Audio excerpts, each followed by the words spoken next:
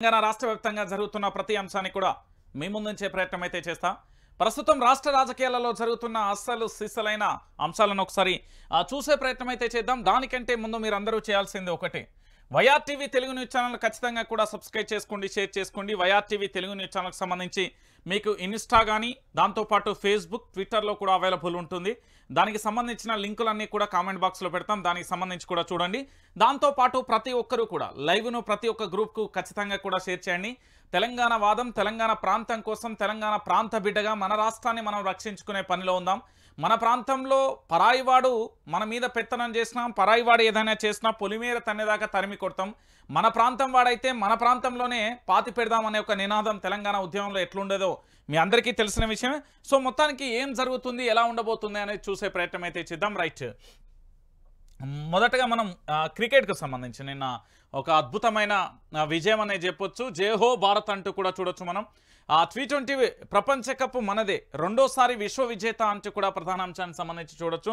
మొత్తానికి నిన్న దక్షిణాఫ్రికాపై ఉత్కంఠ విజయం కొనసాగింది. విరాట్ కోహ్లీ, హార్దిక్ పాండ్యా విజృంభణ, సూర్యకుమార్ యాదవ్ సంచలన క్యాచ్ అంటూ కూడా ప్రధానమైన అంశాన్ని చూడొచ్చు. మొత్తానికి T20లకు రిటైర్మెంట్ ప్రకటించిండు విరాట్ కోహ్లీ. దానికి సంబంధించిన అంశాన్ని కూడా చూసాం. మొత్తానికి నిన్న భారత్ మొత్తం కూడా సంబరాలలో మునిగిపోయిన పరిస్థితి అయితే కనబడుతుంది. దానికి సంబంధించిన ప్రధాన అంశాన్ని చూస్తాం. రైట్, ఇక రాష్ట్రానికి సంబంధించి అసలు ఏం జరుగుతుంది మీ అందరికీ తెలిసిన విషయమే. గౌరవ తెలంగాణ రాష్ట్ర ముఖ్యమంత్రి యనుమల రేవంత్ రెడ్డి గారు మొన్నటికి మొన్న ఒక ప్రెస్ మీట్ పెట్టి ఒక ప్రధానమైన అంశాన్ని కూడా తెర మీదకి తెచ్చిండు. ఏమనని అంటే, ఈ తెలంగాణ రాష్ట్రంలో పూర్తి స్థాయిలో కూడా ప్రతి శాఖ కూడా అన్ని శాఖలకు నేనే శాఖకు పార్ట్ టైం కాదు ఫుల్ టైంగా పనిచేస్తున్నా అంటూ కూడా ఒక వ్యాఖ్యలు చేసిండు. అదంతా మీరు టీవీలలో, మన ఛానళ్లలో, ఖచ్చితంగా కూడా సోషల్ మీడియాలో, ఇతర మాధ్యమాల ద్వారా చూసే ఉంటారు. సో అసలు విషయం ఏంది అనేది ఒకసారి చూద్దాం. మంత్రి ఫుల్ టైం, చదువులకే బ్యాడ్ టైం. ఎందుకు ఈ అంశాన్ని ప్రధానంగా కూడా హైలైట్ చేస్తున్నాం అనేది కూడా చెప్దాం. సీఎం దగ్గరే ఉండిపోయిన విద్యాశాఖ, తానే ఫుల్ టైం మంత్రినని అన్నారు రేవంత్ రెడ్డి గారు. అయినా అదుపు తప్పిన చదువుల శాఖ, మద్యం తాగి వీధుల్లోకి ఉపాధ్యాయులు, ఉమ్మడి వరంగల్, కొత్తగూడెం జిల్లాలో ఘటనలు, టీచర్ల కోసం మెదక్ జిల్లాలో రోడ్డెక్కిన విద్యార్థులు, సిబ్బంది లేక బడులు ఊడ్చుకుంటున్న విద్యార్థులు, గురుకులాలలో నీళ్లు లేక వ్యవసాయ బావుల దగ్గరకు అమ్మాయిలు, ఆందోళనలో సర్కార్ బడుల విద్యా వ్యవస్థ, విద్యార్థుల తల్లిదండ్రులు అంటూ కూడా చెప్పిన పరిస్థితి కనబడ్డది. మీకు ఈ అంశాలన్నీ కూడా మనం చూసాం. నిన్నటికి నిన్న పూర్తి స్థాయిలో కూడా తెలంగాణ రాష్ట్ర వ్యాప్తంగా ఏం జరిగింది, ఎట్లెట్లున్నది అనేది కూడా మనం చూసే ప్రయత్నం అయితే చేసాం. సో మొత్తానికి అందులో ప్రధానంగా కూడా మనందరం కూడా చూడాల్సిన అంశం ఏంది అంటే, ఇక్కడ కొన్ని అంశాలు కూడా కనబడతాయి చాలా అంశానికి సంబంధించి. సో పూర్తి స్థాయిలో ఏం జరుగుతున్నది, ఎట్లా అనేది ఒక్కసారి మనం చర్చించుకోవాలి. ఎందుకంటే మనం మైకులు ఇస్తే రాజకీయ నాయకులకు సంబంధించి నేటి బాలలే రేపటి భావి భారత పౌరులన్నా, ఈనాటి పిల్లలందరూ కూడా రేపు భారతదేశానికి భవిష్యత్తుగా మారతారు. ఇలాంటి వారికి ఆదిలోనే పునాదిలోనే అద్భుతమైన చదువు అందించాలి. ఇది నేను చెప్పిన మాటలు కాదు, లేకపోతే నా పక్కనున్న వాళ్ళు, మా ఆఫీస్ వాళ్ళు చెప్పిన మాటలు కాదు. స్వయాన మీ నియోజకవర్గంలో మెంబర్ ఆఫ్ లెజిస్లేటివ్ అసెంబ్లీ అంటే ఎన్నికలలో పోటీ చేస్తున్న అభ్యర్థులందరూ కూడా చెప్పే మాటలు, దాంతో పాటుగా పలు శాఖలకు సంబంధించిన అధికారులు చెప్పే మాటలు, దాంతో పాటుగా చాలామంది కూడా చెప్పే మాటలు, ఇవే మీ అందరికీ కనబడతాయి. సో ఇవన్నీ విషయాలు కూడా మీ అందరికీ తెలిసిన విషయమే. సో నేనేమంటున్నానంటే, తెలంగాణ ప్రాంత బిడ్డలారా, ఇక్కడ విద్యాశాఖ అనేది ఎలా ఉండాలి? 40 లక్షల మంది నిరుద్యోగులు ఆందోళన వ్యక్తం చేస్తున్నారు. నా మిత్రుడు ఉస్మానియా యూనివర్సిటీ విద్యార్థి నాయకుడు మోతీలాల్ నాయక్ ఆమరణ నిరాహార దీక్ష చేస్తుండు. కనీసం రాష్ట్ర ప్రభుత్వం నుంచి కుసుమంత అంటే ఎంటికంతనైనా ఎవరైనా స్పందించిలా? లేదు కదా. ఎంటికంత మందమైనా, ఆవగింజ మందమైనా ఎవరైనా స్పందించారా? లేరు అధ్యక్ష. ఎందుకంటే తెలంగాణలో పరిస్థితి ఎట్లుందో మీ అందరికీ తెలిసిన విషయమే. తాగాలి, ఊగాలి, బడులల్లోకి రావాలి, బడి పిల్లలే ఊడ్చుకోవాలి, నీళ్లు లేక వ్యవసాయ బావిల దగ్గరికి పోవాలి, పాఠాలు చెప్పే పంతులు లేరని విద్యార్థులు రోడ్ల మీదకి వెళ్ళి ధర్నా చేయాలి. మరి విద్యాశాఖ మంత్రి గారు ఎవరు? గౌరవ తెలంగాణ రాష్ట్ర ముఖ్యమంత్రి యనుమల రేవంత్ రెడ్డి గారు. సో వారి పర్యవేక్షణలోనే ఉన్న విద్యాశాఖ ఎంత అద్భుతంగా పనిచేయాలి. కాబట్టి ఇక్కడ ముఖ్యమంత్రి గారు నేనేమంటున్నానంటే, ఇక్కడ పూర్తి స్థాయిలో కూడా మళ్ళీ మళ్ళీ చాలా క్లారిటీ ఏంటి అంటే విద్యాశాఖ మంత్రి ఎవరి దగ్గర ఉంది? ముఖ్యమంత్రి దగ్గర ఉన్నది. మరి అప్పుడు ముఖ్యమంత్రి ఎంత అద్భుతమైన పరిపాలన అందించవచ్చు, ఎంత విజన్తో కూడిన విద్యా వ్యవస్థను అందించవచ్చు, ఎంత అద్భుతమైన అంటే ఇవి ప్రభుత్వ బల్లోకి ప్రైవేటు స్కూళ్ళ నుంచి ప్రైవేటు స్కూళ్ళకి వెళ్ళే విద్యార్థులు పోటీ పడి మరి మాత్రం ఇటు రావాల్సిన అవసరం ఆవశ్యకత ఉంటుంది, ఇప్పుడు కాకపోయినా భవిష్యత్తులో. కానీ ఆదిలోనే ముఖ్యమంత్రి దగ్గరే విద్యాశాఖ ఉన్నప్పుడు ముఖ్యమంత్రి గారు ఎంత అద్భుతమైన పరిపాలన చేయొచ్చు ఒకసారి మన అందరం కూడా ఆలోచిద్దాం. కాస్త ఒక్క క్షణం ఆలోచిద్దాం. ఈరోజు తాగి బడులలోకి వచ్చడం అనేది నాకు తెలిసినంత వరకైతే ఇక్కడ పూర్తిగా తెలంగాణ రాష్ట్ర వ్యాప్తంగా కూడా మీ అందరికీ తెలుసో లేదో విద్యాలయాలను దేవాలయాల లెక్క పూజిస్తాం మేమైతే. ఆనాడు మాకు బడులు చెప్పినప్పుడు చెట్ల కింద బోర్డులు పెట్టి బ్లాక్ బోర్డు పెట్టి చైర్ మీద బోర్డు పెట్టి చెప్పేది ప్రభుత్వ బళ్ళల్లో. అంతకుముందు గ్రౌండ్లలో కూర్చొని చదువులు చెప్పేది. అప్పుడున్న పరిస్థితులలో ఆహ్లాదకరమైన వాతావరణంలో చదువులు చెప్పేది. నేటి చదువులు అగ్గిపెట్ట లాంటి బిల్డింగ్లలో దాంట్లోనే చదువు ఉంటుంది, దాంట్లోనే తిండి, దాంట్లోనే పండుడు, దాంట్లోనే వాష్రూమ్లు, మన్ను మశానం అంతా ఒక అగ్గిపెట్టలేసి జీవితాలను ఈరోజు విద్యార్థుల జీవితాలతో ఆడుకుంటున్నారు. ప్రభుత్వ స్కూళ్ళకు సంబంధించి ఎంత అద్భుతంగా విద్యను అందించవచ్చు తెలుసా? మీరు ఈ భారతదేశంలోనే ఎక్కడికో అవసరం లేదు, ఢిల్లీకి వెళ్ళి చూడండి విద్యా వ్యవస్థ ఎంత అద్భుతంగా ఉంటుందో. అక్కడ బళ్ళకు సంబంధించి కూడా ఎంత అద్భుతంగా ఉంటుందో కూడా చూడొచ్చు. ఇక్కడ నేను ఇంకొక అంశాన్ని కూడా చెప్పదలుచుకున్నా. ఏంటి అంటే తెలంగాణ ప్రాంత బిడ్డలారా మళ్ళీ మళ్ళీ చెప్తా ఉన్నా, ఒకసారి ఆలోచించి మళ్ళొకసారి ఆలోచించి చెప్పండి. ఇగో ఇక్కడ రాష్ట్రంలో విద్యా వ్యవస్థ పనితీరు ప్రశ్నార్థకంగా మారింది. విద్యాశాఖ మీద ఆజమాయిషి లేకపోవడంతో అటు అధికారులు టీచర్లు అదుపు తప్పి ప్రవర్తిస్తున్నారు. ఫలితంగా తరగతి గదులలో రూపుదిద్దుకోవాల్సిన విద్యార్థులు రేపటి భవిష్యత్తు అదే తరగతి గదులలో ప్రశ్నార్థకంగా మారుతుంది. టీచర్లకు భయం లేక మద్యం తాగి విధులకు వస్తున్నారు. పిల్లలే స్వీపర్లుగా మారి పాఠశాల శుభ్రం చేసుకుంటున్నారు. సంక్షేమ హాస్టళ్లలో విద్యార్థినీలు నీళ్ల కోసం బోరుబావులు పొలాలకు వెళ్తున్నారు. అయినా విద్యాశాఖ మంత్రి మాట్లాడని పరిస్థితి కనబడిందా? ఇప్పుడు చదువుకు సంబంధించి రోజు రోజుకు రాష్ట్రంలో విద్యా వ్యవస్థ గాడి తప్పుతుంది. పర్యవేక్షణ లేక సర్కార్ విద్యా వ్యవస్థ అస్తవ్యస్తంగా తయారవుతుంది. పాఠశాలల్లో టీచర్లకు భయం లేక, హాస్టళ్లలో విద్యార్థులకు పెట్టే ఆహారంలో పరిశుభ్రత లేక, తాగేందుకు మంచినీళ్లు లేక, పాఠాలు చెప్పేందుకు సరిపడా టీచర్లు లేక, బడులు శుభ్రం చేసేందుకు సిబ్బంది లేక, బడికెళ్లేందుకు బస్సులు లేక, ఇలా ఒకటి కాదు రెండు కాదు, అసలు విద్యా వ్యవస్థ పనితీరే సరిగ్గా లేక బడి పిల్లల భవిష్యత్తు ప్రశ్నార్థకంగా మారుతుంది. విద్యాబుద్ధులు నేర్పించాల్సిన ఉపాధ్యాయులే ఏకంగా కూడా మద్యం తాగి పాఠశాలకు వస్తే ఎంత ఘోరం. మనం పాఠశాలను దైవంలా భావిస్తాం కదా, అలాంటి పాఠశాలకు మద్యం తాగి వస్తే ఎలా? ఇప్పటి వరకు దాని గురించి రాష్ట్ర ముఖ్యమంత్రి గౌరవ యనమల రేవంత్ రెడ్డి గారు స్పందించలే అండి.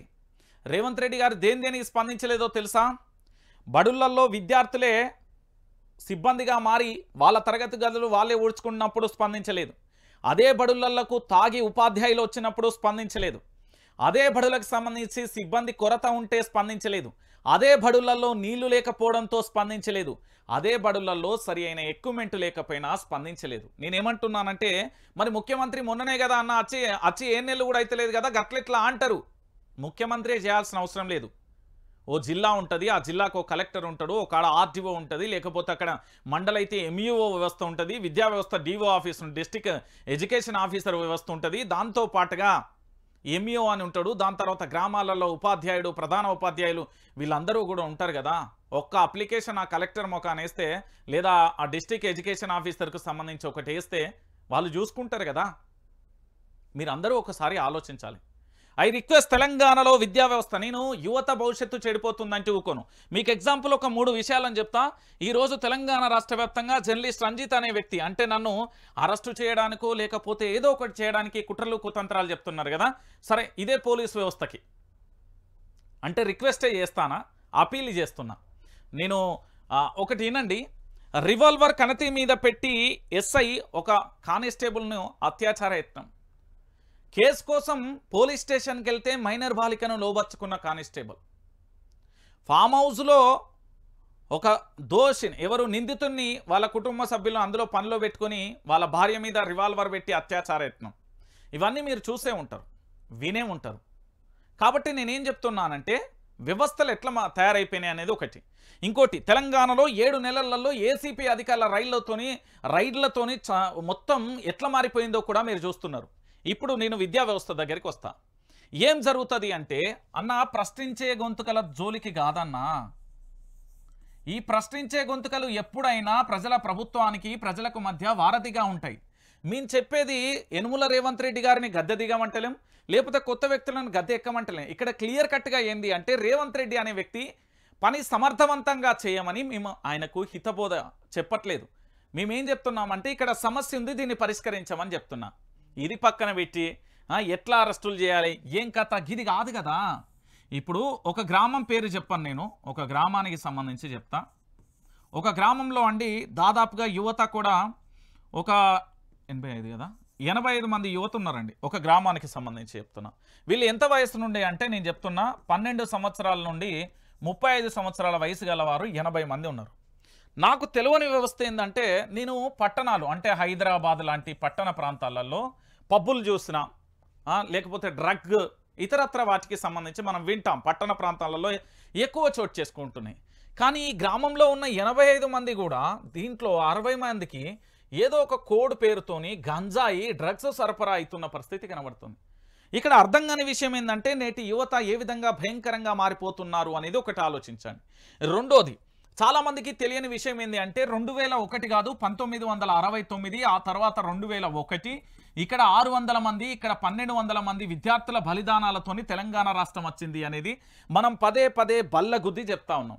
దానికంటే ఒక అడుగు వెనక్కేసి ఒకసారి ఆలోచించండి. దాదాపుగా తెలంగాణలో ఇప్పుడు 40 లక్షల మంది నిరుద్యోగులు ఉన్నారు కదా.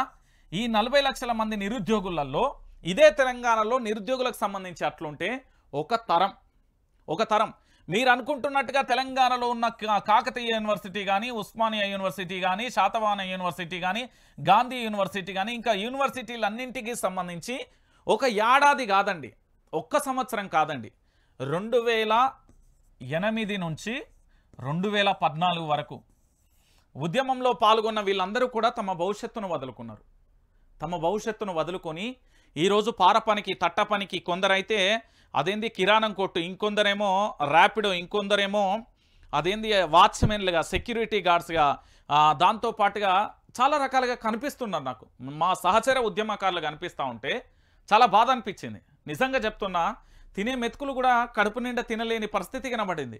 నేనేం చెప్తున్నానంటే, ఇక్కడ 2008 నుంచి 2014 వరకు ఒక్కొక్క యూనివర్సిటీ నుంచి ఎంతమంది విద్యార్థులు ఈ బయటికి వెళ్తారో ఒకసారి ఆలోచించండి. వాళ్ళందరి భవిష్యత్తు ఆగమైపోయింది. ఈరోజు ఈ సమాజం కోసం, ఈ తెలంగాణ రాష్ట్రం కోసం వాళ్ళందరూ వదులుకున్నారండి. ఈరోజు యనుమల రేవంత్ రెడ్డి ముఖ్యమంత్రి అయిందా అన్న వీళ్ళ పుణ్యమే, మా పుణ్యమే. మేము చెప్తున్నాం కదా. ఈరోజు విద్యార్థులందరూ అల్లాడిపోయి మంచి భవిష్యత్తు ఇవ్వాల్సిన విద్యార్థులకు ఒక డ్రగ్ అనే మహమ్మారి వ్యసనాలుగా మారిపోతూ ఉన్న పరిస్థితి కనబడుతుంది. మొబైల్ ఫోన్ల అడిక్షన్తోని రకరకాలుగా కూడా ఈ సమాజంలో జరుగుతున్న ప్రతి విషయాన్ని కూడా తల్లిదండ్రులు, ఇటు దాంతోపాటుగా ఉపాధ్యాయులు, దాంతోపాటుగా ప్రభుత్వం కూడా పట్టించుకోవాల్సిన అవసరం ఉంటుంది. కానీ అలాంటి పరిస్థితి ఎక్కడా కూడా కనిపించట్లేదు కదా. నేను ఎందుకు చెప్తా ఉన్నా అంటే, తెలంగాణ ప్రాంత బిడ్డలారని మళ్ళీ చెప్తా ఉన్నా, ఈరోజు తెలంగాణ రాష్ట్ర వ్యాప్తంగా కూడా జరుగుతున్న అంశం ఏంటంటే, విద్యార్థులకు సంబంధించి నేటి బాలలే రేపటి భావి భారత పౌరుల యొక్క భవిష్యత్తు ప్రశ్నార్థకంగా మారుతున్నది. ఈ సమాజానికి సంబంధించి చెడు మొత్తం వాళ్ళ మీద ప్రభావం చూపుతున్నది. కానీ వాళ్ళకు తెలియని విషయం ఏంటంటే, దానికి అడిక్ట్ అయిన తర్వాత డీఅడిక్ట్ సెంటర్లకు పోలేక, ఇంకొక విషయం ఏంటంటే, దీంట్లో చాలా బాధాకరమైన విషయం ఏంటంటే, తెలంగాణ రాష్ట్ర వ్యాప్తంగా కూడా కేవలం 1200 మంది విద్యార్థులే కాదు, తెలంగాణ ఒక జనరేషన్ 2008 నుండి 2014 వరకు అనేక మంది కూడా తమ యొక్క జీవితాలను త్యాగం చేసిర్రు అనే విషయాన్ని తెలుసుకోవాలి. దాంతోపాటు 10 లక్షల మంది ఉద్యమకారులు తమ ఒంటి మీద గాయాలతోని, పోలీస్ కేసులతోని అల్లాడిపోయిర్రు అనే విషయాన్ని తెలుసుకోవాలి. నేను ఎందుకు ఈ విషయాన్ని చెప్తా ఉన్నాను అంటే, ఒక్కసారి ఆలోచించండి. విద్యాలయాలను గనక బాగు చేస్తే, నిరుద్యోగులకు ఉద్యోగ అవకాశాలు గనక కల్పిస్తే ఏ రాష్ట్రంలో ఎలాంటి అలజడి ఉండదు. ఇది చాలా క్లియర్ కట్. నిరుద్యోగులకు ఉద్యోగ అవకాశాలు కల్పించకపోతే చెడు వ్యసనాలకు బానిసై వాళ్ళు చేసే రకరకాల వికృత చేష్టలకు మరికొన్ని కుటుంబాలు కూడా బలి కావాల్సి వస్తాయి. ఈరోజు తాగే వస్తున్నారు అంటే ఇంతకంటే బాధాకరం, ఇంతకంటే ఆందోళనకరమైన విషయం ఇంకొకటి ఉండదు అనేది మీరందరూ గుర్తుపెట్టుకోవాలి. దయచేసి నేను చెప్తా ఉన్నా, తెలంగాణ ప్రాంత బిడ్డలందరికీ దయచేసి చెప్తా ఉన్నా, ఈరోజు రాష్ట్ర ముఖ్యమంత్రిగా ఉన్న యనుమల రేవంత్ రెడ్డి విద్యాశాఖకు సంబంధించి పట్టించుకో, లేదా రాజీనామా చేయి. సింపుల్. రాజీనామా ఎందుకు చేయమంటున్నా అంటే యాజ్ ఎ ఓటర్గా, ఈ తెలంగాణ బిడ్డగా, ఇక్కడి ఒక సమాజంలో ఉన్న పౌరుడిగా నేను అడుగుతా ఉన్నా. ఎందుకు అంటే ఈయన చేయాల్సింది చాలా ఉన్నది. విద్యా వ్యవస్థను అధోగతిపడితే ఇక మనం ఏం చేస్తాం? ఇక నిన్న ఒక అంశం జరిగింది, మీ అందరికీ తెలుసో లేదో, మీ అందరికీ చాలా వరకు కూడా తెలవాలి. ఇక్కడ మీరు చదువుతున్నది ఏంది? World class multi speciality Medicover hospital. బ్యాక్గ్రౌండ్లో కనబడుతుందా ఫ్లెక్సీ? జూమ్ చేయాలా? ఒక్కసారి చూడరే, ఇప్పుడు కనబడుతుందా? ఇక్కడ గౌరవ ముఖ్యమంత్రి యనుమల రేవంత్ రెడ్డి గారు, ఆ పక్కనే ఆరోగ్య శాఖ మంత్రి దామోదర రాజనరసింహ గారు, ఆ పక్కనే పొంగులేటి శ్రీనివాసరెడ్డి గారు, ఈ పక్కన కొండా సురేఖ గారు, ఈ పక్కన ఎవరు నాయని రాజేందర్, ఈ పక్కన ఎవరు కడియం కావ్య, ఈ పక్కన వేం నరేందర్ రెడ్డి. ఇంకెవరన్నా మిస్ అయ్యారా? సో మొత్తానికి ఇది ప్రభుత్వ హాస్పిటల్ కాదన్నా, ఇది ప్రైవేట్ హాస్పిటల్. మరి ప్రైవేట్ హాస్పిటల్ మీద వీళ్ళకి ఇంత ప్రేమ ఎందుకు? ఇదే వరంగల్లో ఎంజిఎం ఆసుపత్రి ఉంది కదా, ఎంజిఎం ఆసుపత్రికి కరెంటు కోతలతోని సమస్య మారుతా ఉన్నది కదా. ఎంజిఎం హాస్పిటల్లో కరెంటు కోతలతోని అల్లాడిపోతున్నారు కదా. ఎక్విప్మెంట్ కావాలని ఉన్నది కదా, దాన్ని డెవలప్మెంట్ చేయాలి, దాన్ని ఆధునీకరణ చేయాల్సిన అవసరం ఉంది కదా. దాన్ని పక్కన పెట్టి ఒకసారి మీరు ఇక్కడ చూడండి, కార్పొరేట్ హాస్పిటళ్లపై సర్కారులకు ఎందుకు ప్రేమ? Clear cut. వరంగల్లో కార్పొరేట్ హాస్పిటల్ ఓపెనింగ్కు కదిలిన సగం క్యాబినెట్ ఆల్మోస్ట్ మొత్తం వెళ్ళిపోయారు. ఎంజిఎం వైపు కనీసం కన్నెత్తి కూడా చూడని సీఎం. కరెంటు కోతలతో ఎంజిఎంలో రోగుల తిప్పలు అయినా పట్టించుకొని జిల్లా మంత్రులు రాష్ట్రంలో పడకేసిన ప్రజారోగ్యం, ఆరోగ్య శాఖపై ఇప్పటి వరకు రివ్యూ చేయని వైనం. అర్థమైందా? వర్షాకాలం మొదలైంది, సీజనల్ వ్యాధులు ప్రబలే సమయం. మరోవైపు రాష్ట్రంలోని ప్రభుత్వ దవాఖానాల్లో వసతుల కొరతతో రోగులు ఇబ్బంది పడుతున్నారు. వరంగల్ ఎంజిఎంలో విద్యుత్ సరఫరా నిలిచిపోయి అత్యవసర స్కానింగ్ సేవలు ఆగిపోయినాయి. నిమ్స్లో బెడ్షీట్ల కొరత, ఉస్మానియా హాస్పిటల్లో కొత్త భవనాల నిర్మాణంపై ఇంకా ఏం తేల్చలేదు. వైద్య వ్యవస్థలో ఇన్ని సమస్యలు ఉన్నా కూడా వాటిని పక్కకు పెట్టి సీఎం రేవంత్ మంత్రులు ఎమ్మెల్యేలతో సహా వరంగల్లో ప్రైవేట్ హాస్పిటల్ ప్రారంభోత్సవానికి పరుగున వెళ్లారు. ప్రభుత్వానికి కార్పొరేట్ వ్యవస్థ మీద ఉన్న ప్రేమ ప్రజా వైద్యం మీద, ప్రజా ఆరోగ్యం మీద లేదా అని ప్రశ్నిస్తున్నారు సగటు మనిషి. నేను మళ్ళీ చెప్తా ఉన్నా ఈ తెలంగాణ ప్రాంత బిడ్డలందరికీ, ప్రభుత్వ హాస్పిటల్ గాంధీ హాస్పిటల్కి సంబంధించి వాళ్ళు బిల్డింగులు కట్టండి, మాకు ఎక్విప్మెంట్ కట్టి ఇవ్వండి అని చెప్తున్నారు. గాంధీ హాస్పిటల్ అదే పరిస్థితి, వరంగల్ ఎంజిఎం హాస్పిటల్ అదే పరిస్థితి. నేనేమని చెప్తున్నానంటే ప్రభుత్వానికి సంబంధించి ఇప్పుడు మీకు ఉదాహరణకు ఒక దేవాలయం లక్ష్మీనరసింహస్వామి కానీ, వెమ్లవాడ రాజన్న కానీ, లేకపోతే కొమురెల్లి మల్లన్న కానీ, మల్లికార్జున స్వామి కానీ, పెద్దమ్మ తల్లి టెంపుల్ అయితేనే, ఇంకే వేరే ఏమైనా కానీ దేవాలయాలు ఎంత కిటకిటలాడతాయో మీ అందరికీ తెలుసు. దాంతో పాటుగా విద్యాలయాలు కూడా అలాగే కిటకిటలాడాల్సిన అవసరం ఉంది. దానితో పాటుగా ఏదైతే ఇది తెలంగాణ రాష్ట్రంలో సగటు మనిషి 100 రూపాయలు సంపాదిస్తే దాంట్లో విద్యకు 60 రూపాయలు, ఇంకా వైద్యానికి 60 రూపాయలు పెడుతున్నాను, ఇంకో 20 రూపాయలు అదనంగా వ్యక్తి మీద భారం పడుతున్న పరిస్థితి కనబడుతుంది. కానీ ప్రభుత్వ స్కూళ్లను, ప్రభుత్వ బళ్లను, ప్రభుత్వానికి సంబంధించిన దవాఖానలు పట్టించుకోలే. కానీ ఆల్మోస్ట్ సగం క్యాబినెట్ వెళ్ళిందండి. నాకు అర్థం కాని విషయం ఏంటంటే దీంట్లో ఏమన్నా వాళ్ళు అక్కడికి వెళ్ళడానికి ఏమన్నా ఇచ్చిర్రా, వాటాలు ఏమన్నా ఇచ్చిర్రా, లేకపోతే వీళ్ళ వాటాలు ఏమన్నా ఉన్నాయా, లేకపోతే వీళ్ళు సంపాదించిన సంపాదనకు సంబంధించి బినామీలు ఏమన్నా ఉన్నారా అని అడుగుతున్నారు తెలంగాణ ప్రాంత బిడ్డలు. ఇజ్ ఏ ఓన్లీ డౌట్, అనుమానం, క్వశ్చన్ మార్క్. దీనికి సమాధానం కూడా చెప్పాల్సిన అవసరం ఉంది. సగం క్యాబినెట్ కలవడానికి ఈరోజు కదిలింది కదా, వీళ్ళందరికీ మానవత్వం లేదా?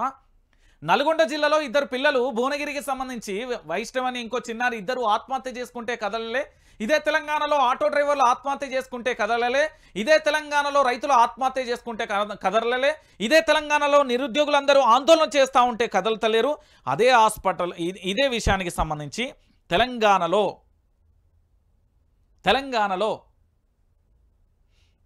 హైదరాబాదులో మోతీలాల్ నాయక్ మిత్రుడు నిరుద్యోగుల కోసం ఆందోళన వ్యక్తం చేస్తాడు. దాని గురించి పరిస్థితి ఇక్కడ నేను అడిగేది ఏంటంటే, సరే ప్రైవేట్కు సంబంధించి నేను కాదు అన్నట్లే, కానీ ప్రభుత్వాన్ని హాస్పిటల్ను కూడా విజిట్ చేయాల్సిన అవసరం ఉంది. ఇప్పుడు వరంగల్ వెళ్ళినప్పుడు ఎంజిఎంకి వెళ్తే కాళ్ళ నొప్పులు రావు, లేకపోతే మోకాళ్ళ నొప్పులు రావు, నడువు నొప్పులు రావు, పక్కనే ఉన్నది కదా. ఎంజిఎం హాస్పిటల్ దగ్గరికి పోయి సమీక్ష చేస్తే ఏమైంది? ఎంజిఎం హాస్పిటల్ దగ్గర పోయి ఒక కరెంటు కోతలు వస్తున్నాయి, మరి ఇంకా వివిధ పత్రికలలో, వివిధ ఛానళ్లలో, వివిధ కథనాలుగా చూస్తున్నా, వాస్తవం కదా అని అక్కడ రివ్యూ పెడితే ఏమైంది? వరంగల్లో ఇప్పటికే 2-3 సార్లు నిరంతరాయంగా కూడా కరెంటు పోయి ఇబ్బంది పడ్డారు కదా. దాని గురించి చేస్తే ఏమైంది? ఇక వీళ్ళకి ఇంకొక పెద్ద శాఖ ఏంది తెలుసా? మా నియోజకవర్గం నర్సంపేట నాది. నర్సంపేట నియోజకవర్గ ఎమ్మెల్యే దొంతి మాధవరెడ్డి దీనికి డుమ్మాగొచ్చిండు. సీఎం పర్యటనకు ఎమ్మెల్యే డుమ్మా. రేవంత్ రెడ్డికి దూరంగా ఉంటున్న మాధవరెడ్డి గతంలోనూ సీఎం సభకు గైహాజరు. ఎమ్మెల్యే తీరుపై పార్టీలో గుసగుస అంటూ కూడా చెప్పిన పరిస్థితి కనబడుతుంది. మీ అందరికీ తెలుసు, అప్పుడు ఒకటి మనోడు రేవంత్ రెడ్డి యాత్ర చేసిండు. ఆ బస్సు యాత్రనో పాదయాత్రనో చేస్తే అక్కడ నుండి ఏంది ఆ ములుగు మీకెళ్ళి నర్సంపేట మీకెళ్ళి వేయ మహబాద్కు పోవాలి. కానీ ఆ నియోజకవర్గంలో అడిగే పెట్టద్దని చెప్పేసిండు. నియోజకవర్గంలో అడిగే పెట్టద్దని చెప్పేసి రేవంత్ రెడ్డిని అటుముఖాన్ని నుంచి అటే పంపించండి. ఇప్పుడు రేవంత్ రెడ్డి మీద ఈ దొంతి మాధవరెడ్డి గుసగుస ఉన్నాడు. ఎందుకున్నాడు అంటే ఈయనకు మంత్రి పదవి ఇవ్వలేము. నిన్న మొన్న వచ్చిన వాళ్ళందరికీ మంత్రి పదవులు ఇచ్చినాం, మాకు ఎందుకు మంత్రి పదవులు ఇవ్వలేదు అనేది అలకబూనిండు. గతంలో సీనియర్ నాయకులను పక్కన పెట్టి అసలు నన్ను అడిగితే సీఎంను దేక్తనే లేడు. ఈయన దొంతి మాధవరెడ్డి అనే ఎమ్మెల్యే సీఎంను దేక్తలేడు. అంటే ఒకసారి ఆలోచించండి, కాంగ్రెస్ పార్టీలో అంతర్గతంగా ఎంత అది ఒక అగ్నికిల లెక్క ఉడుకుతుంది. అది ఎప్పుడో లావలెక్క బద్దలవుతుంది. అప్పుడు అగ్నికిలని బయటపడితే ప్రభుత్వం మరి ఉంటుందా పోతుందా అనేది మనం కూడా వేచి చూడాలి. ఈ దొంతి మాధవరెడ్డి ఒక్కడే కాదు, చాలామంది ఉన్నారు, బయటపడనోళ్ళు చాలామంది ఉన్నారు. కాదంటేనే బయటపడ్డ పరిస్థితి కనబడుతుంది. మీ అందరికీ తెలిసిన విషయంలే. ఇక దాంతో పాటుగా హోంమంత్రి రాష్ట్ర రాజధానిలో రక్తపాతం 24 గంటలలో 3 హత్యలు, రాత్రి పగలు తేడా లేకుండా మంటలో వైపు దొంగతనాలు, మరోవైపు రౌడీలు, భయంతో బెంబేలెత్తిపోతున్న ప్రజలు, రోజుకు రోజుకు పెరుగుతున్న దారుణాలు, పోలీసులు రోడ్లపై ఉండగానే జరుగుతున్నాయి. చెలరేగిపోతున్న రౌడీ, లా అండ్ ఆర్డర్ గాడి తప్పుతున్నా పట్టించుకొని సర్కార్. లా అండ్ ఆర్డర్లలో తెలంగాణలో ప్రత్యేక స్థానం ఉన్నది. హైదరాబాద్ పోలీసుల పనితీరు అనేక జాతీయ అంతర్జాతీయ సంస్థలు ఎంచుకున్నాయి. ఇతర మెట్రో నగరాలకు ధీటుగా మన పోలీసులకు ఆధునిక సాంకేతిక పరికరాలను గత ప్రభుత్వం సమకూర్చింది. అడుగడుగునా సీసీ కెమెరాలు ఉన్నాయి. అదే command control centre Telangana Bhavan back side ఉంటుంది. కానీ ఇప్పుడు అవన్నీ కూడా ఉత్సవ విగ్రహాల్లో మారిపోయాయి. హైదరాబాద్ ప్రజల పరిస్థితి చూసుకొని మురవడం, చెప్పుకొని ఏడవడం అన్నట్లుగానే ఉంది. రోజు రోజుకు పెరుగుతున్న నేరాలు, మర్డర్లు, చోరీలతో ప్రజలు తీవ్ర ఆందోళనలో మునిగిపోయారు. పట్టించుకోవాల్సిన పాలకులు మాత్రం రాజకీయాలలో బిజీ అయిపోయిన పరిస్థితి. హైటెక్ సిటీలో హత్యల సిటీగా మారుతోంది. రాత్రి పగలు తేడా లేకుండా గూండాలు, దొంగలు రెచ్చిపోతున్నారు. నిన్న మొన్నటి వరకు చీకట్లలోనే వ్యవహారంలో చేసిన ముఠాలు ఇప్పుడు బయటికి వచ్చిపోయి చెలరేగిపోతున్నాయి. అసలు ఏం జరుగుతుంది ఈ తెలంగాణలో అన్న ఒక ఆందోళన వ్యక్తమవుతుంది. అసలు ఎందుకు ఈ విధంగా జరుగుతుందన్న ఆందోళన బయటకు వస్తుంది. భయంతో ఒకవైపు, అజ్ఞానంతో ఇంకొక వైపు ముఖ్యమంత్రి ఉన్నాడా అనేది కూడా మనం ఆలోచించుకోవాలి. నేను ఎందుకు ఈ విషయాన్ని చెప్తున్నానంటే ఈరోజు తెలంగాణ రాష్ట్ర వ్యాప్తంగా హోంమంత్రి అనేది కూడా సార్ చేతుల్నే ఉన్నది. నేను మళ్ళీ చెప్పేది ఏంటంటే ముఖ్యమంత్రి గారు ఎంత పరిపాలన చేయాలంటే ప్రజారంజకమైన పాలన చేయాలి. ప్రజలకు నచ్చని పాలన కాదు. ఈరోజు దొంగల బీభత్సం వస్తుందంటే పోలీసుల వైఫల్యం కనబడుతుంది. హత్యలు జరుగుతున్నాయంటే పోలీసుల వైఫల్యం, దొంగతనాలు, మర్డర్లు జరుగుతున్నాయంటే పోలీసుల వైఫల్యం. నేను చెప్తున్నా, రాత్రి పగలు తేడా లేకుండా ముఠాలన్నీ నడి రోడ్డుపై సంచరిస్తున్న పరిస్థితి కనబడుతుంది. కానీ అదుపు చేసేవాడు లేడు, పట్టించుకునేవాడు లేడు. రివాల్వర్ ఉన్నదా, కణితి మీద పెడదామా, అత్యాచారం చేద్దామా, ఇదే పనిలో కొంతమంది మునిపేలు, కొంతమంది అవినీతుల మునిపేలు, ఇంకొంతమంది సిన్సియర్ ఆఫీసర్లు ఉంటారు పోలీసు వ్యవస్థలో. కొంతమంది ఉంటారులే, ఆ 100లో ఎన్నో అక్కడ ఏరుకోవాలి మనం. చాలామంది తక్కువే ఉంటారు అక్కడక్కడ. నేను కొన్ని ఇంటర్వ్యూలు చేసినప్పుడు కూడా నేను డైరెక్టే క్వశ్చన్ అడిగాను, నాకు ఆస్తులు పాస్తులు లొట్ట పీస్ అంటే ఈ ముచ్చట్లని నడవై మన దగ్గర ఉన్నది ఉన్నట్టే అడుగుతాం. ఇక ముఖ్యమంత్రి గారికి ఇదొక మరి ఏం చేస్తాడు, ఏం కథ అనేది కూడా మనం వేచి చూడాల్సిన పరిస్థితి. ఇక చూడరి, ఇదో కథ. సుశీల, నిన్ను గద్దె తీస్తాం, రేవంత్ సర్కార్కు నిరుద్యోగుల వార్నింగ్. ఎన్నికలలో పోటీకి కాంగ్రెస్ భయపడింది. నిరుద్యోగులు అండగా నిలబడితే గెలిచింది. చదువులు పక్కన పెట్టి ఎన్నికలలో పనిచేస్తాం, ఇప్పుడు మమ్మల్ని పట్టించుకోవడం లేదు. మెగా డిఎస్సి అని మాయమాటలు చెప్పారు. ఇచ్చిన హామీలన్నీ కాంగ్రెస్ తుంగలో తొక్కింది. పోటీ పరీక్షల తేదీలు మార్చాలి. కోదండరాం, భల్మూరి వెంకట్ ఎక్కడ పోయారు? జీవో 46 బాధితులను వాడుకొని మోసం చేశారు. కొనసాగుతున్న ఓయూ లీడర్ మోతీలాల్ ఆమరణ దీక్ష. ఖమ్మం, మహబూబ్ నగర్లో నిరుద్యోగుల నిరసన అంటూ కూడా చేస్తున్న పరిస్థితి. నేను చెప్పిన ఊరే నాయన మీకు దండం పెడతారా నాయన, కేసీఆర్ కల్వకుంట్ల చంద్రశేఖరరావు మీకు ఉద్యోగాలు ఇచ్చాడు అంటే మొత్తం ఇవ్వలేకపోవచ్చు. ఇప్పుడు ప్రతి సంవత్సరం ప్రభుత్వ ఉద్యోగాల్లో 100కు 100% మనం ఫిలప్ చేయలేకపోవచ్చు, కానీ కొంత మేరకైతే చేసిండు, కొంచెం ఆలోచించండి అని చెప్తే లేదు మా వెనక కోదండరాం ఉన్నాడు, ఆకనూరి మురళి ఉన్నాడు, బలమూరి వెంకట్ ఉన్నాడు, లేకపోతే ఇంకో ఆయన ఉన్నాడు, రియాజ్ ఉన్నాడు, లేకపోతే పలు కోచింగ్ సెంటర్లకు ఉన్నాయని చెప్పి ఇట్లా చేతులు కట్టుకొని ఇట్లా విర్రవీగి అప్పుడు ఇందిరా పార్కు, గన్ పార్క్ దగ్గర. ఇది కాదు నాయన, మీకు అర్థం కాని విషయం ఏంటంటే మేధావులు రెండు వర్గాలుగా ఉంటారు. ఒకరు ప్రజల కోసం పనిచేస్తారు, ఇంకొకరు వాళ్ళ సొంత స్వార్థాల కోసం పనిచేస్తారు. అది మీరు డిసైడ్ చేసుకోమని చెప్పిన. హైదరాబాద్ ఎందుకు వచ్చిర్రు? కోచింగ్ సెంటర్లలో ఎందుకు కూకున్నారు? మీరు పుస్తకాల పురుగులా ఎందుకు మారిల్లు? ప్రభుత్వ ఉద్యోగం కోసం మారిల్లు. మరి అలాంటప్పుడు మీరు చేయాల్సిన పని ఏంది? చదువుకోవాలి. చదువుకొని ప్రభుత్వ కొలువులు కొట్టాలి. మీరు రోడ్ల మీదకి వస్తే రాజకీయాలు చేస్తే రాజకీయ నాయకుడికి మీకు తేడా అయింది. వాడు చదువుకొని సన్నాసి, మీరు చదువుకున్న సన్నాసి, ఇదే జరుగుతుంది కదా అని ఆ రోజే చెప్పిన. ఎట్లా పెరగన్న ముద్ద లెక్క చెప్పిన. లేదన్నా కేసీఆర్ ప్రభుత్వాన్ని మనం కూల్చేయాలి, 600 అయినా ఇదే పని చేయాలన్నారు. కాదురా నాయన, ఆయన ఎంతో కొంత చేస్తారా, ఇంకొక టర్మ్ ఉండనీర్రా, మంచి జరుగుతాం. 3 టర్ములు ఉంటే ఒక రాష్ట్రాన్ని ఏర్పరిచిన వ్యక్తి 3 సార్లు 4 సార్లు ముఖ్యమంత్రిగా ఉంటే అన్ని క్లియర్ అయిపోతే నీకు అర్థం కావట్లేదు అని చెప్పిన. చెప్తున్నారా ఇన్లే. ఈరోజు రేవంత్ రెడ్డి కాంగ్రెస్ రావాలి, కేసీఆర్ పోవాలి అన్నారు. వచ్చింది కాంగ్రెస్. వచ్చి ఇప్పుడు ఏం చేస్తున్నది? అప్పుడన్నా కనీసం మంచిగా అన్ని రకాల కూరలతోనే హాయిగా తిన్నటోళ్ళకి ఇప్పుడు కారపొడే దిక్కైపోయింది. ఆనాడు కనీసం మీకు రైతు పెట్టుబడి సాయమో లేకపోతే ఇతరత్ర ఊళ్ళల్లో వేస్తే దాని పైసలు వీడికన్నా పంపిస్తే చదువుకుంటుంది. ఇప్పుడు ఎట్లా చదువుకుంటారు? నిరుద్యోగులు తెలంగాణలో 40 లక్షల మంది ఉన్నారంటే కావాలంత ఎక్కడిది? తెలంగాణలో ఉన్న 40 లక్షల మంది నిరుద్యోగులందరూ కూడా కేవలం దేనికోసము అంటే 10 సంవత్సరాలు కాలయాపన చేసిళ్ళు, వాళ్ళకు స్కిల్స్ లేవు, కమ్యూనికేషన్ స్కిల్స్ లేదు అని చెప్పిండు. రేవంత్ రెడ్డి చెప్పిండు మొన్న. అదేంది ITI ప్రారంభోత్సవంలో అదే జరిగింది కదా. ఆ తర్వాత మీ వెనక నిలబడ్డది ఎవరు? డాక్టర్ రియాజ్. దాని తర్వాత కోచింగ్లకు సంబంధించిన యాజమాన్యం ఓడు ఉన్నాడు, కోచింగ్ ఓడు. వాని భవిష్యత్తులో ఖచ్చితంగా కూడా వాని పోలీస్ స్టేషన్లో నిలబెట్టి చట్టం ప్రకారం వాని ఖచ్చితంగా కూడా వాని లోపలేయాలి. వాడు కొంతమంది చావులకు, కొంతమంది మీద కేసులకు బాధ్యుడైంది. నేను చెప్తున్నా కదా, అదొకటి, అది పక్కన పెడదాం. రెండోది ఏంది? దాని తర్వాత మేధావి వర్గం, ఆయనక మేధావి వర్గం, ఇగో ఇట్లా రొమ్ము విరిచి మరి మేధావి వర్గం ఉన్నారు అని చెప్పి తిరిగి ఇవాళ ఏం చేసి వాళ్ళు ముడ్డి మీకెళ్ళి ఒక తన్ను అంతే మీరు తాడి చెట్టు ఎక్కిరు. ఓ సామెత ఉంటుంది కదా, అట్లయింది. ఇప్పుడు నిరుద్యోగుల జీవితాలు ఏడున్నాయన్న తెలంగాణలో? 40 లక్షల మంది నిరుద్యోగులు రోడ్డు మీద అన్నమో రామచంద్ర అంటున్నారు రేవంత్ రెడ్డి పరిపాలనలో. డిసెంబర్లో ఖచ్చితంగా కూడా మెగా డిఎస్సి వేస్తామని చెప్పారు. ఏమైపోయింది మెగా డిఎస్సి? డేట్లు కూడా ఇచ్చిళ్ళు. ఫిబ్రవరి 1 గ్రూప్ 1 గ్రూప్ 2. ఆగమాగవాడివి వీళ్ళు చెప్పే మాటలు చూస్తే నాకు తెలిసి స్వర్గంలో ఉన్న దేవతలు కూడా ఆశ్చర్యాన్ని వ్యక్తం చేస్తారేమో. ఈరోజు రేవంత్ రెడ్డి పరిపాలనలో నా నిరుద్యోగులు ఇక చూడు నిరసన వ్యక్తం చేయాల్సి వచ్చింది. డిఎస్సిని 3 నెలల పాటు వాయిదా వేయాలి. ఖాళీగా ఉన్న 25,000 ఉపాధ్యాయ పోస్టులను భర్తీ చేయాలి. డిఎస్సిలో కూడా కలపాలి అంటూ కూడా చెప్పిన పరిస్థితిగా రాష్ట్ర వ్యాప్తంగా నిరుద్యోగులు రోడ్డెక్కారు. ప్రభుత్వానికి వ్యతిరేకంగా ఉద్యమిస్తున్నారు. ఎన్నికల ముందుకు ఉద్యోగాలు ఇస్తామని కాంగ్రెస్ పార్టీ ఇచ్చిన హామీలను నెరవేర్చాలని డిమాండ్ చేశారు. ఎన్నికల సమయంలో ఓట్ల కోసం తమను రెచ్చగొట్టి ఇప్పుడు పట్టించుకోవడం లేదు, సరికాదు అంటూ ఆగ్రహం వ్యక్తం చేశారు. తాము అండగా ఉండటం వల్లే కాంగ్రెస్ ఎన్నికలలో గెలిచిందన్నారు. తమను మోసం చేసిన కాంగ్రెస్ సర్కార్ను గద్దదించడం తమకు పెద్ద పని కాదంటూ హెచ్చరించాలి. ఏం తీస్తారు మీరు? ఏం తీస్తారు? మీరు తీస్తారా? ఇప్పుడు మీ చేతిలో ఏమన్నా ఆయుధాలనే? ఓటు ఉన్నదా? రైట్ టు రికాల్ ఓటు ఉంటుంది కదా, దాన్ని చేసి చూపెట్టు రిప్పు, నేను నమ్ముతా. ఒరే నాయన, రాజకీయ నాయకుడు అనేటోడు ఒక గొర్రెరా నాయన, మనల్ని కసాయి గొర్రె లెక్క చూస్తారా? వాడు చాలా డేంజర్. గజకర్ణ గోకర్ణ విలువిద్యలు నేర్చినోడే రాజకీయ నాయకుడు అని చెప్పిన. గజకర్ణ గోకర్ణ విలువిద్యలు నేర్చిన వాడే రాజకీయ నాయకుడు అని నేను చాలా క్లారిటీగా చెప్పిన. కానీ ఈరోజు ఏం జరిగింది తెలంగాణలో? నిజంగా మీకు ఒక విషయాన్ని చెప్తా.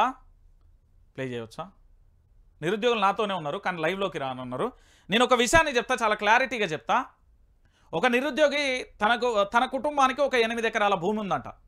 గతంలో కేసీఆర్ ప్రభుత్వానికి సంబంధించి పెట్టుబడి సాయం ఇస్తే దాంట్లో 4 ఎకరాలకు పెట్టుబడి సాయాన్ని ఈ అబ్బాయికి పంపించేవాడట. తను ఇక్కడే ఆర్టీసీ క్రాస్ రోడ్లో ఒక రూమ్ తీసుకున్నాడట, 2,000-3,000 పెట్టి. అక్కడ తీసుకొని మధ్యాహ్నం ఎట్లాగూ అక్కడ క్యాంటీన్లో ఫ్రీ అన్నం తినేదట, 5 రూపాయల భోజనం, పొద్దున సాయంత్రం టిఫిన్లు చేసి పడుకునేదట. ఆ పైసలు వచ్చి తన యొక్క అంటే గడిచింది. కానీ ఇప్పుడు వాళ్ళ నాన్న పంపించకపోవడంతో ఇంటికి వెళ్ళలేక, ఇక్కడ ఉండలేక, చదువుకోలేక, అటు పక్కన ఉద్యోగ నోటిఫికేషన్ లేక ఎట్లా అంటే కిచిడి అయిపోతున్నాడు. ఆయన కిచిడి అయిపోతున్నాడు. ఈరోజు తెలంగాణలో ఏం జరుగుతుంది అంటే నిరుద్యోగుల ధర్నాలు జరుగుతున్నాయి. 6 నెలలు కాలేదు, అప్పుడే ఒక ఘోరమైన విపరీతమైన నెగిటివ్ వచ్చేసింది. ఎందుకు వచ్చింది? బాపు నువ్వే రావాలని ఎవరన్నారు? జర్నలిస్ట్ రంజిత్ అనబడే నేను. నిరుద్యోగులు మీరు మోసపోతున్నారని ఎవరు చెప్పిర్రు? జర్నలిస్ట్ రంజిత్ అనబడే నేను. తెలంగాణలో ఇక కరెంటు కష్టాలు రాబోతాయని చెప్పింది ఎవరు? జర్నలిస్ట్ రంజిత్ అనబడే నేను. నేను చెప్పిన కదా, నేను పూర్తిగా వారిచ్చిన 6 గ్యారెంటీలు ఏవైతే ఉన్నాయో ఇవన్నీ అధ్యయనం చేసి చెప్తున్నా. నేనంతా ఆసామాసిగా చెప్పలే. నేను చాలామంది మేధావులను కలిసిన, ఈ లొట్టపీస్ మేధావులు కదా, నిజమైన మేధావులను కలిసిన. వీళ్ళంతా పేరుకు వాళ్ళు పదవుల కోసం కుక్కగాక బొక్కేస్తే ఎట్లుంటుందో వీళ్ళు కూడా అంతే. ఇప్పుడు పదవుల కోసం తిరుగుతలేరా? పోయి చూసిరా పోర్రి.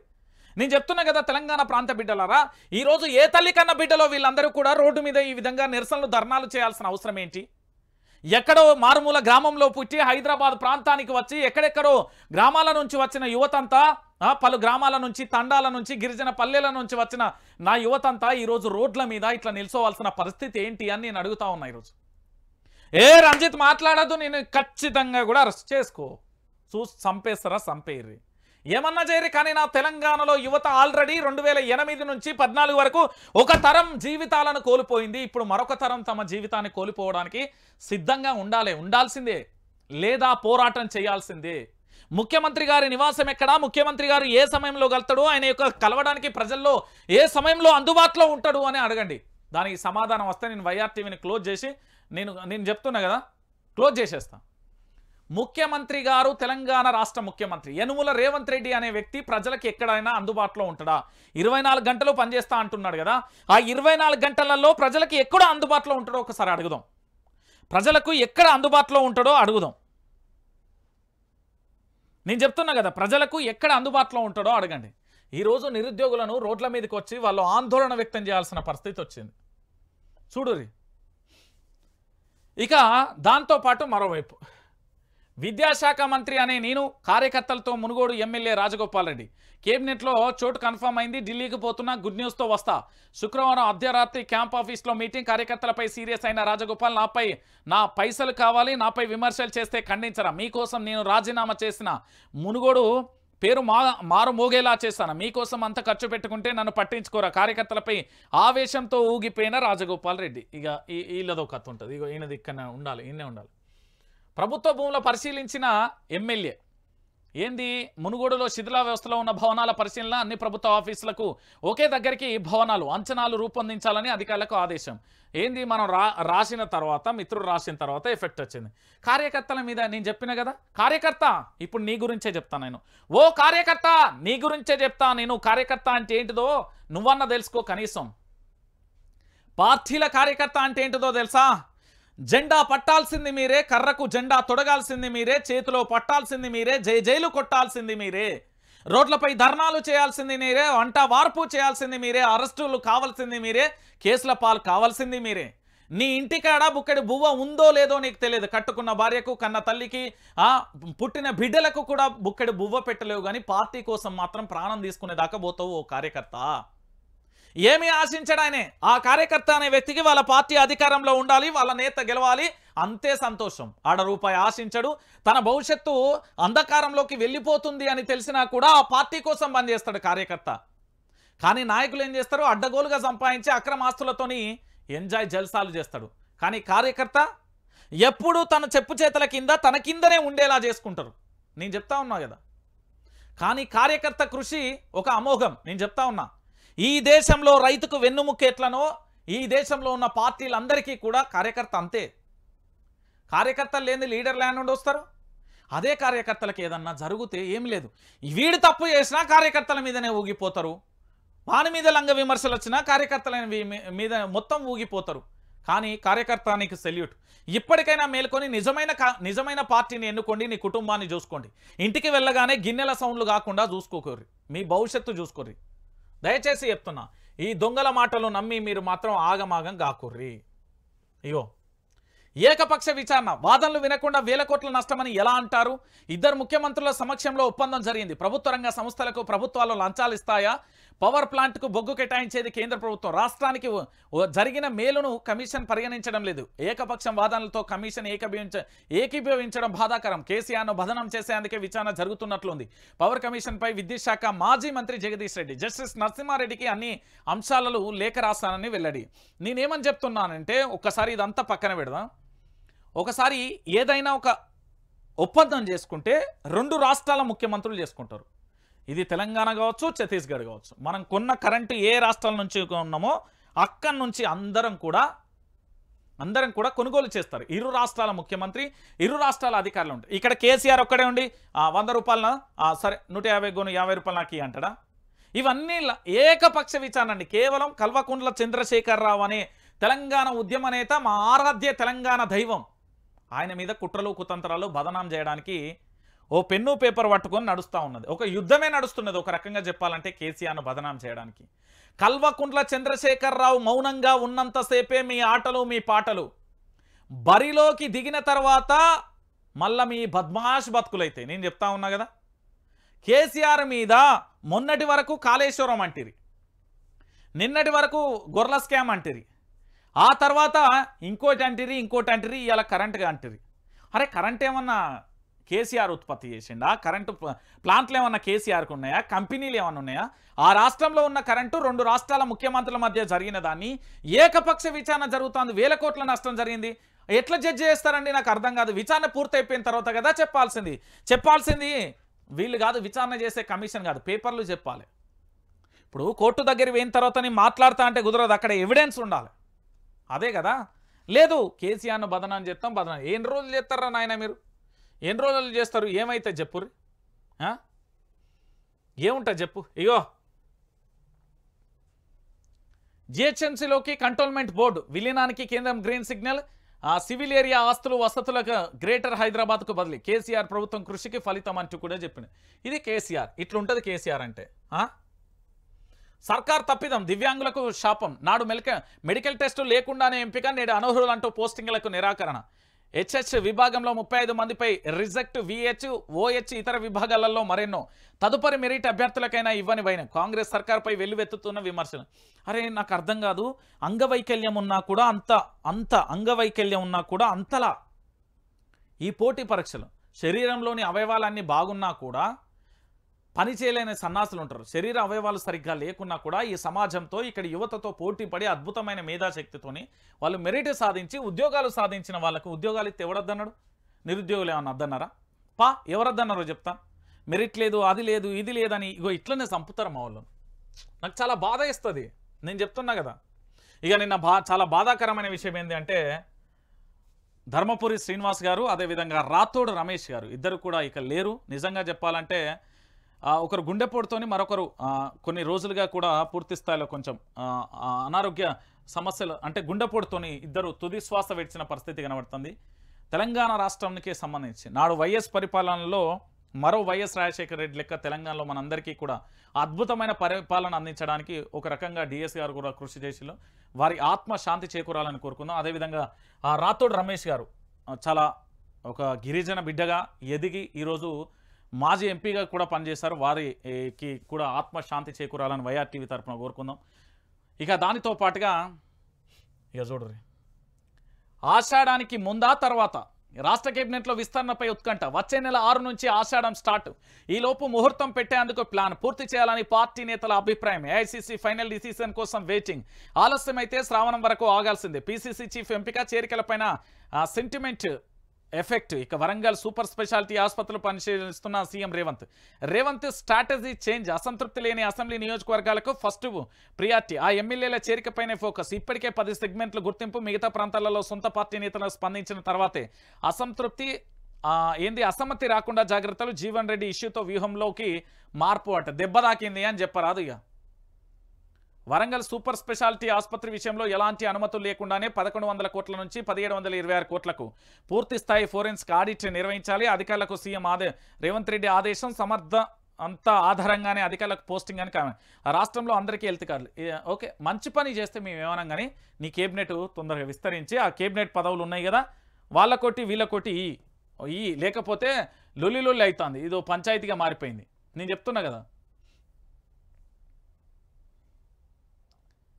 ఇక తెలంగాణలోనూ బీజేపీతో దోస్తీ, ఎన్నికలలో కలిసి పోటీ చేస్తా, అమరుల త్యాగాలను ప్రభుత్వం గుర్తించాలి. జనసేన అధినేత AP deputy CM Pawan Kalyan Kondagattu Anjanna ఆలయంలో మొక్కులు చెల్లింపు. తెలంగాణలోనూ బీజేపీతో కలిసి పనిచేస్తానని జనసేన పార్టీ అధినేత AP deputy CM Pawan Kalyan తెలిపారు. కొండగట్టు ఆంజనేయ స్వామి శనివారం దర్శించుకున్న ఆయన పార్టీ కార్యకర్తలకు, అభిమానులకు, ఉద్యమకారులకు ధన్యవాదాలు తెలియజేస్తారు. సరే నేనేమంటున్నానంటే మా తెలంగాణ కాదు కానీ ఆంధ్రప్రదేశ్ బిడ్డలు మంచిగా చూసుకోరు, ఆంధ్రప్రదేశ్లో అభివృద్ధి చేసుకోరు. మా తెలంగాణ గురించి ఎందుకు? ఇక అసెంబ్లీ సెషన్లో 3 కొత్త బిల్లులు ప్రవేశపెట్టనున్న ప్రభుత్వం.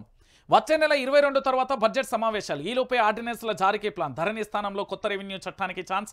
రాష్ట్ర వ్యాప్తంగా భూముల విలువ సవరణకు ప్రతి జిల్లాలో రెవెన్యూ ట్రిబ్యునల్స్ ఏర్పాటుకు సైతం ఆదాయాన్ని సమకూర్చుకోవాలనే ఆలోచన. గత సెషన్ను ప్రో రోగ్ చేస్తూ గవర్నర్ ఉత్తర్వులు అంటూ కూడా చెప్పిన పరిస్థితి కనబడుతుంది. సో మొత్తానికి కొత్త బిల్లులు రాబోతున్నాయట. దానికి సంబంధించిన అంశానికి సంబంధించి హైలైట్ చేసిన విషయాన్ని అయితే చూస్తాం. ఇక దాంతోపాటుగా ఇక మన ఆంధ్రజ్యోతి ఏం రాసింది, ఇక ఏదో రాసుకొచ్చాడు, కూల్చుడు కథలు. ఇక ఈ కథలని ఇక నువ్వే చెప్పాలి.